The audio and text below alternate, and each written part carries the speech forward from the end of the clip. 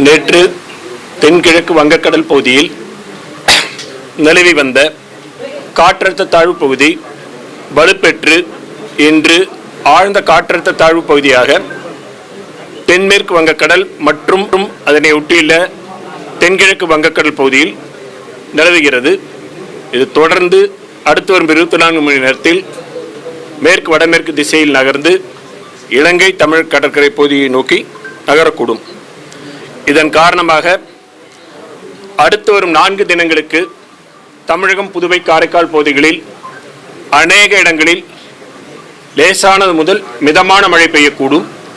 கனமழை பொறுத்தவரையில் அடுத்து வரும் 24 மணி நேரத்திற்கு கடலூர், மயிலாடுதுறை, காரைக்கால், நாகப்பட்டினம், திருவாரூர், தஞ்சாவூர் ஆகிய மாவட்டங்களில் ஓரிரு இடங்களில் கனமழைக்கான வாய்ப்பு இருக்கிறது.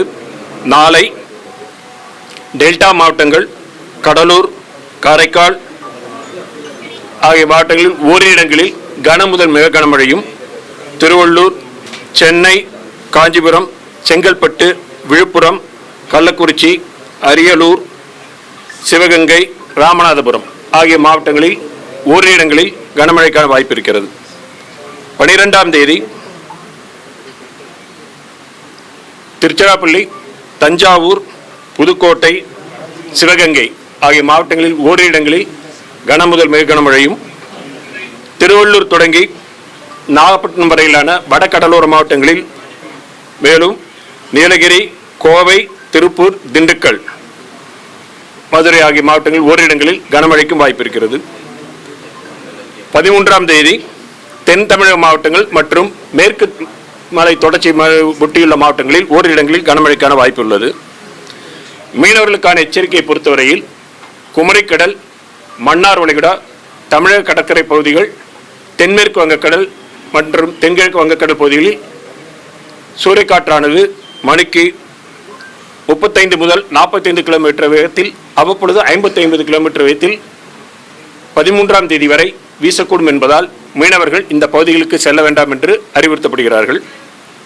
வடகிழக்கு பருவமழை பொறுத்தவரையில் தமிழகம், புதுவை, காரைக்கால் பகுதிகளில் கடந்த அக்டோபர் 1 முதல் இன்று வரையிலான காலகட்டத்தில் பதிவான மழையின் அளவு 45 சென்டிமீட்டர். இந்த காலகட்டத்தின் இயல்பு அளவு 40 சென்டிமீட்டர். இது இயல்பை விட 14% அதிகம். தற்பொழுது வரை 22 மாவட்டங்களில் இயல்பை ஒட்டியும், 15 மாவட்டங்களில் இயல்பை விட அதிகமாகவும், 3 மாவட்டங்களில் இயல்பை விட குறைவாகவும் மழை பதிவாகியுள்ளது. ஓகேங்களா? ஸோ காற்றழுத்த தாழ்வு பகுதி இருந்தது, இப்போ வெல்மார்க் லோ ப்ரெஷராக இருக்குது. அவ்வளோதான். வெல்மார்க் லோ ப்ரெஷர் ஸ்லோவாக நகர்ந்துருக்கு. ஸ்லோவாக தான் நகரும்.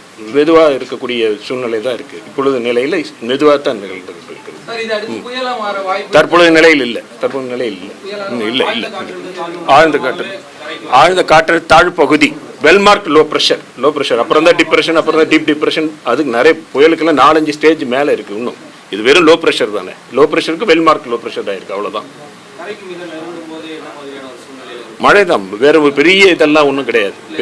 அதாவது மழை தான் இந்த லோ ப்ரெஷர்னால தமிழக பகுதியில் அநேக இடங்களில் மிதமான மழை. முதல்ல கனமழைக்கு தான் ஒவ்வொரு நாளும் இது கிழக்கிலிருந்து மேற்காக நகர்ந்து செல்லும் பொழுது படிப்படியாக சில பகுதிகளில் கனமழை இருக்கும், சில பகுதிகளில் இதுவாக இருக்கும். சென்னையை பொறுத்த வரைக்கும் பொதுவாக மிதமான மழையும், சில பகுதிகளில் அவ்வப்பொழுது கனமழையும் இருக்கும். Okay, thank you.